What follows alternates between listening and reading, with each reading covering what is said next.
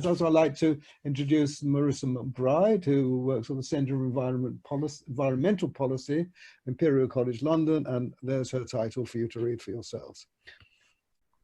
And once again, I remind you of the ability to ask questions on the Slido app as detailed on the chat. Thank you, Marissa. All right, so I'll get started. So the title of my talk is Lessons from Structured Expert Elicitation Using the IDEA Protocol. And it's great in some ways to get to speak at the end of this session almost, as already a lot of the kind of concepts and ideas that I'm going to be talking about have already been introduced. So I can I think, go over these first few slides relatively quickly. And today what I'm going to talk about is a particular method for structured elicitation that we use that we term the IDEA protocol, some of where it's come from, and then just a few discussions of what we've learned from using it in a few different applications. So why expert judgment? Again, this has already been sort of covered. We have a lot of data, but in cases often such as the infectious disease pandemic right now, you can see that there's been a need for expert judgment because the data and the models are just often not developed quickly enough and fast enough to be able to inform decision making right away. So particularly in kind of cases like this, expert judgment is necessary. This is just some other examples of cases where expert judgment has been used. And of course, the reason that we use structured expert judgment is that we kind of have this awareness that experts can make mistakes. And so there's just a few different snapshots of kind of famous mistakes that experts have made, being very overconfident about their knowledge. And then on the right there, I've got a slightly more insidious motivational bias, where you can see that depending on the background and experiences and kind of values of the experts being consulted, they're going to give different opinions. And so all of this is kind of a motivation for why we use these structured elicitation protocols that we've been talking about today. And it's great. You can see the books here that are kind of already been talked about. So Experts in Uncertainties by Roger Cook, who of course developed the classical model. In the middle there is Uncertain Judgments, which involves the shelf method, as developed by Tony and Hagen, and obviously worked on by everyone else here today. And so what's great is a lot of these structured elicitation protocols are essentially variants on the same ideas, which is using kind of structured, transparent methods that treat eliciting expert knowledge kind of more like data. And so a lot of them have a lot of similarities, just kind of slight variants in how exactly we, elicit the information in terms of question format, or how we combine them, whether we kind of skew more to behavioral aggregation or mathematical aggregation. And so the IDEA protocol that I'm going to talk to you about today, we describe as a Delphi-like protocol with a twist. The term Delphi has already been raised a few times in the session today. And a Delphi is essentially, it's a remote elicitation. So it's done with the experts not combined together, for those not familiar. And it's done because it's trying to benefit from the ideas and information from multiple experts, but in a way that kind of doesn't allow for potential group biases like groupthink and status effects to kind of prevent them from transferring their knowledge in a useful fashion. So we kind of borrow from the ideas of Delphi, and then we kind of add a few additions to it, including a facilitated discussion, which is not part of the traditional Delphi, for example. And so I've got highlighted there on the left the two particular features that set IDEA slightly apart from the other structured elicitation methods. A 4-point question format. It can also be 3-point, that's designed particularly to mitigate overconfidence and anchoring effects, which are two of the most common biases. Again, we already heard overconfidence being discussed by Kevin in terms of a problem that often really comes in expert elicitation examples. And it uses the structured interaction of experts via facilitated discussion as our way of kind of getting around how to consult a group of experts and pull their knowledge in the best possible way. To describe it in more detail, the IDEA protocol. First, we advise recruiting a diverse group of experts to answer the questions. So we're kind of combining, drawing from many different sources of expertise rather than just one or two.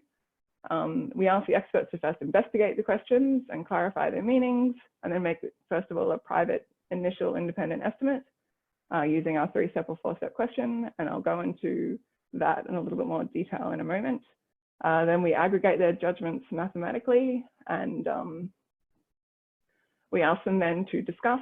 And this is a facilitated discussion. It can take place either remotely or obviously it can also be done with a facilitated discussion in the room. Both can work. And then finally, the second is that they go away after they've had this discussion and they've kind of aired the reasons for their differences in opinions and trying to remove linguistic ambiguity and hopefully pooled information and resolve differences where possible. They get to go away and make their own final private estimate, which is then aggregated using a mathematical method. And we don't specify necessarily which particular mathematical aggregation method is used. It could, for example, it could include performance weighting, for example, which can be really useful in many situations. And so there's obviously a lot of similarities to the shelf method and also to the method that Katerina was just describing when she was eliciting model experts, estimates, I guess you could say. And so just trying to move. So I'll talk a little bit more first about the 4-step question format that we use. And this is designed to reduce overconfidence. So we always ask experts to first estimate their lowest plausible value when we're asking for uncertainty, and then a highest plausible value, and then a best estimate, and then a confidence interval. And first of all, it's worth noting that it's really important that we're actually asking for uncertainty. That automatically improves our ability to make good decisions incredibly, rather than just a point estimate.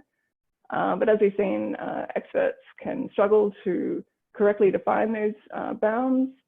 And this is not what we want when we're trying to use that information about uncertainty. We'd rather that it was calibrated where possible. So we'd rather, this is kind of the definition, if we ask experts to provide a 90% confidence interval, we ask them to provide it such that 90% of the time that interval would capture the true value. But people find this hard. This is just some examples of where experts, engineers in this case, have provided some intervals.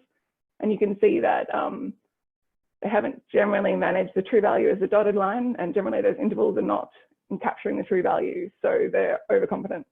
And you can see also an example of where we'd probably have done better if we consulted multiple experts, like was done, rather than just one expert, which would have probably given us a really skewed idea of what the true value was and what was known. And so this 4-step question format that we use, it draws on 2 pieces of information from psychology that we've cobbled together a few years ago as a way to kind of reduce uncertainty. And the first finding was by Tegan in 2004, and he found that people are not very sensitive to what sort of what sort of confidence level they're asked to give. So if I ask an expert to give me a 90% confidence interval or a 50% confidence interval, what this graph is showing is they're going to be about the same. So regardless of what confidence I ask them to give, the interval they'll give me will be the same. And so, and this is just another example, just to kind of make the point that the influence of question format in general in elicitation is quite pervasive. This is just showing the example of using 2 different scales. And so what it means is that the information that we elicit is not independent of the elicitation method and the question format that we use, which is why we think so hard about the kind of question format that we use and why we have to report it, for example, as part of reporting on elicitation exercise. And so the other thing that we drew on was some findings about how to elicit intervals from judgments with additional kind of reducing overconfidence from work from psychologists. And you can see that the simplest way to ask for an interval would just be, I'm 80% sure that, for example, a coronavirus vaccine might be available between April and May of 2021. And it turns out that gives us a lot of overconfidence. But interestingly, when we start to ask that question separately, we ask an expert to give us first, when are you 90% sure that it's definitely going to happen after and then happen before? Interestingly, splitting that question can actually reduce overconfidence a lot. And then we found that if we actually ask for best guess as well, that even further reduces overconfidence. And then finally, drawing on that finding I mentioned before about how people are insensitive to the level of confidence we're asking. If we combine that again, we found with some work in 2010, and I think I've got the meta-analysis to show that that would reduce overconfidence even further. So that's kind of the origin of this method, and I've talked about it for quantities, but we also have a variant that works for probabilities. And I should mention that it doesn't actually elicit probabilities, but there are ways that it can be then translated into a probability distribution to be used, for example, in modeling exercises. And the other feature then of the IDEA protocol is this kind of idea of recruiting a diverse group and then using kind of a estimate talk approach to getting estimates and then combining them. And again, this is based on some experiments we did quite a while ago now when we first started working on this, I think back in 2006 or so. And we were running a lot of workshops, and we had the ability to get the experts involved, who you can see from this slide here were involved in lots of different applications. So there was biosecurity, public health, and epidemiology was one workshop, a lot of risk analysis and biosecurity, because that was a center that was being funded. And they were able to be asked C questions, which I think Willie Aspinall mentioned, and then Kevin as well, that idea of questions that have answers that we can then go out and validate. And so it allows us to actually test different methods and see which ones are working. And we were trying to get at, you know, how can we do this better? Which experts should we be asking? How should we be weighting them and combining them? And interestingly, one of the things we did was we asked experts, we thought, well, maybe, you know, we can ask experts to tell us who's best for this particular question. And so we got them to rate themselves on a scale from 1 to 10 of how expert they think they are on this particular task. And we also decided to see how those matched up with how people rated each other. So we also got them to rate other experts in the room who were answering the same questions. And most of the time, I think in some of the groups, it was quite a kind of a familiar expert group. So they all knew each other. And in other cases, they knew some people in the room and others didn't. And they would each get up and give a spiel about themselves, you know, their qualifications, what they'd done, what their job was, what they knew, and then we'd ask them to rate each other. And this is private, obviously, for, I guess, politeness reasons, among other things. Interestingly, people were actually okay with doing it as well. And what we found was what we called this, we found this very strong correlation between how people self-assess their expertise and peer assess their expertise. So, you know, the range across the different workshops, I think there was about 6. You can see it was reasonably consistent. And interestingly, these ratings also pretty much correlated strongly with the kind of standard metrics of expertise that we see. So qualifications, age, experience, background. But what was a little bit more interesting, so far so expected, was that we found that these peer assessments didn't show any relationship with performance in this particular case. So what it meant was that while people expected other people had expectations about who was the most expert, and the experts themselves, that kind of matched with how expert they thought they were going to be, it didn't necessarily correlate with performance. Obviously, sometimes it did, but sometimes it didn't.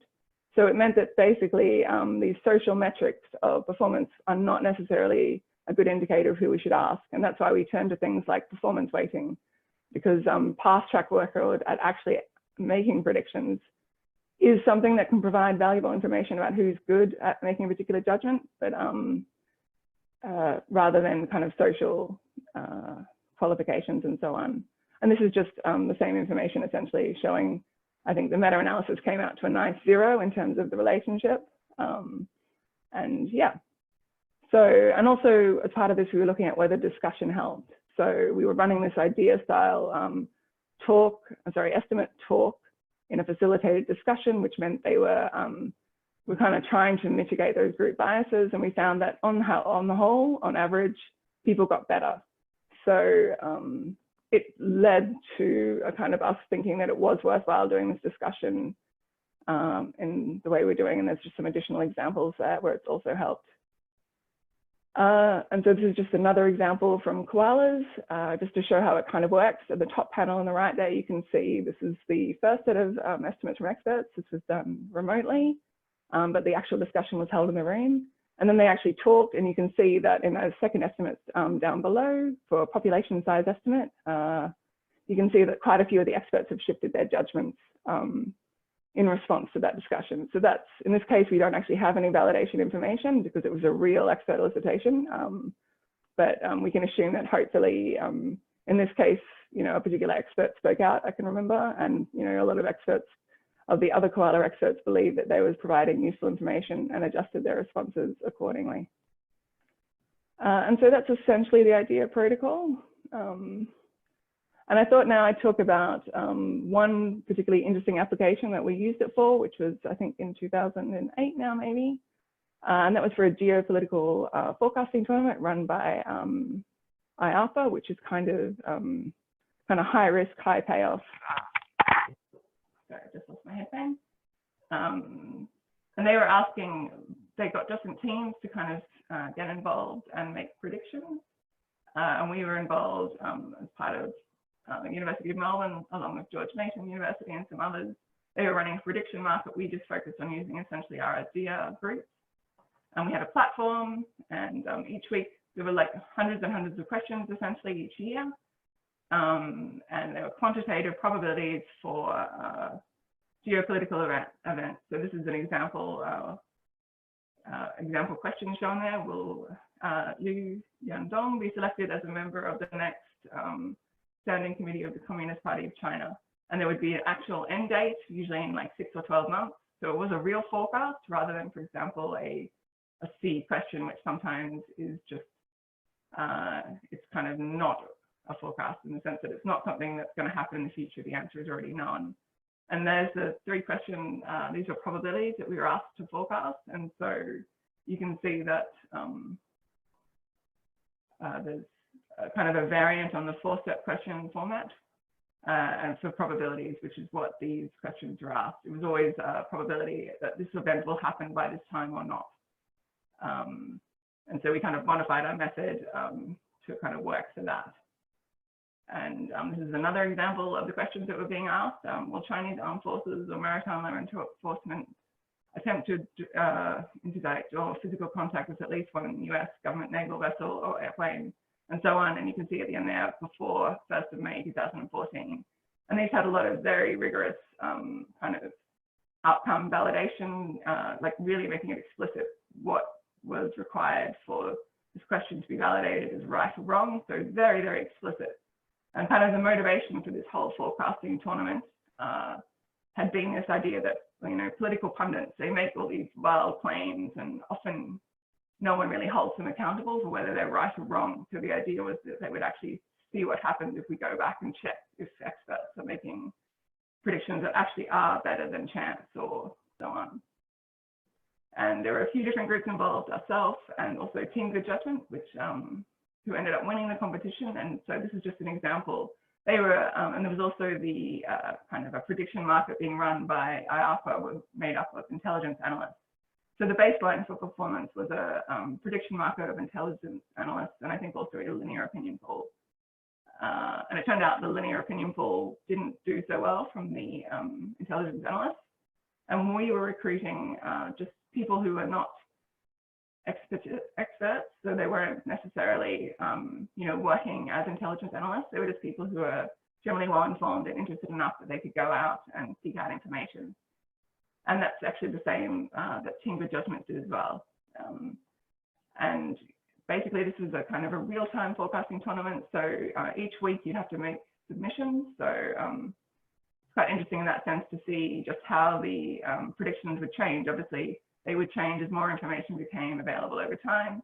And it's, in this case, while this tournament did reveal some really good strategies for improving the quality of these predictions, it was never magic. It was never, there was not necessarily information there that could, if the information wasn't available, then it couldn't necessarily just kind of, the prediction could be wrong early on, but it would slowly shift towards the truth. And you usually see it getting more and more certain. So either closer to 0 or 1 as a prediction, right towards when the resolution date would happen.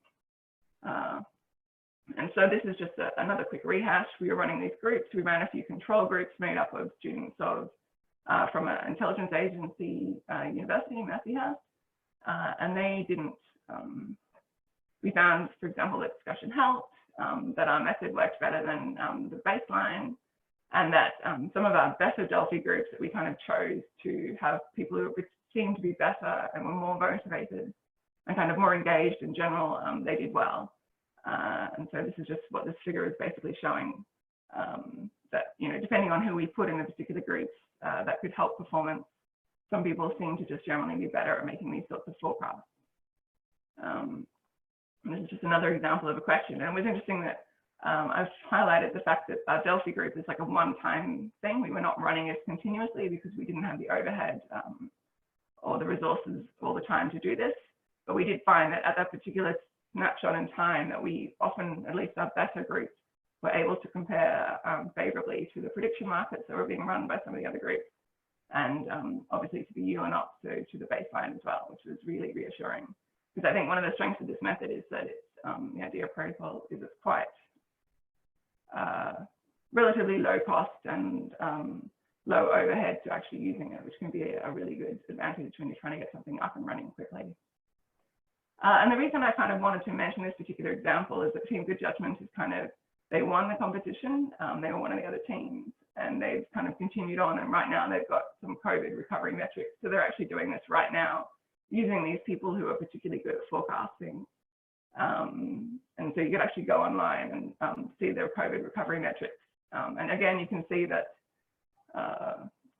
this is what the actual panel looks like. And this is for forecasting when a vaccine will be widely available for the US. And you can see that, you know, right now there's a lot of uncertainty going on there. They don't really know, which is basically what you'd expect. It's not like there's some magic prediction happening. And it's interesting just that that change in opinion that kind of happened around the 18th of May. I'm not sure if it's visible on this slide, but that is when some additional information came available about some, I think some recent trials being successful. So it's just interesting to see that this is kind of some of these state-of-the-art methods, and they basically use, I think Team Good Judgment used some of the similar ideas that we use as well.